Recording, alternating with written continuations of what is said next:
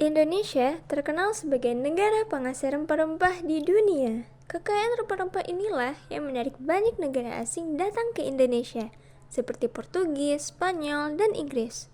Bahkan, Belanda pun menjajah Indonesia selama 350 tahun, tidak lain disebabkan mengincar kekayaan rempah-rempah Indonesia.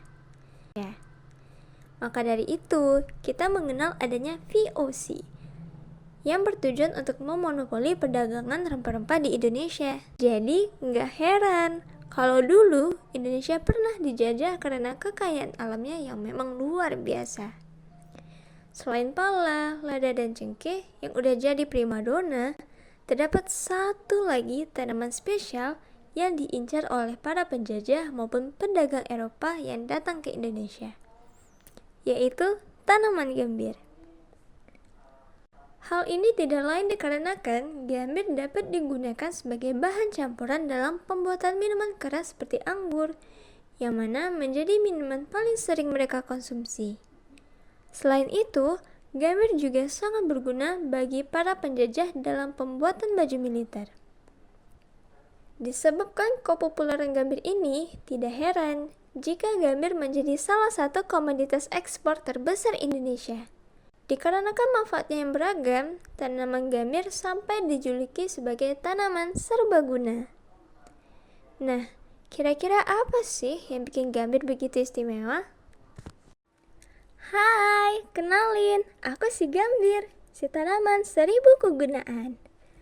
Kalau bicara soal aku, beda banget deh sama rempah-rempah lain. Tahu nggak kenapa? Karena aku gampang dibudidayakan. Daun-daunku yang pahit bikin aku jarang diserang hama.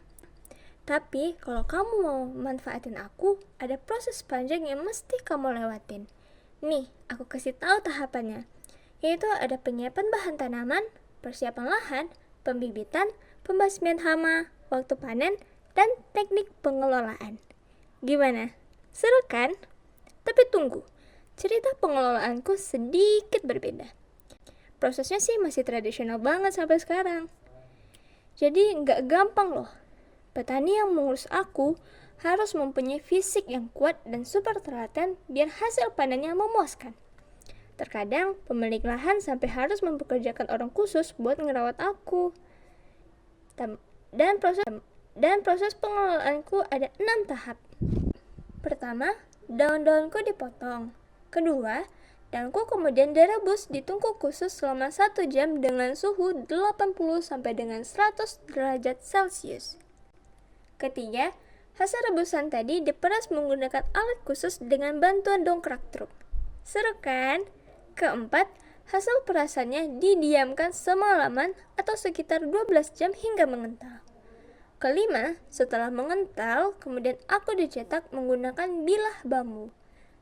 Terakhir, aku dijemur di bawah sinar matahari selama 3 sampai dengan 5 hari, tergantung cuaca.